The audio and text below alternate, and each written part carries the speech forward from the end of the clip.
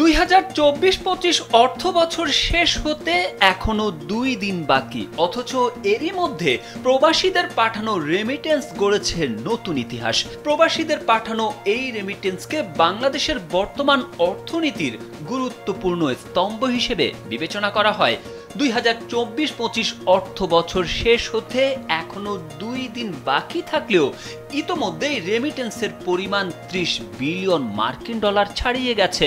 প্রতি ডলার 123 টাকা ধরে হিসেব করলে যা দেশীয় মুদ্রায় প্রায় 3,70,000 কোটি টাকা।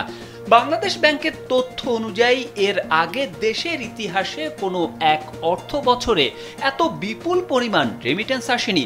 এর আগে সর্বোচ্চ রেমিটেন্স এসেছিল 2020-21 অর্থ বছরে, যখন বৈশ্বিক করোনা ভাইরাস মহামারীর মধ্যেও প্রবাসীরা দেশে পাঠিয়েছিলেন 24.78 বিলিয়ন ডলার বা 2,478 কোটি ডলার।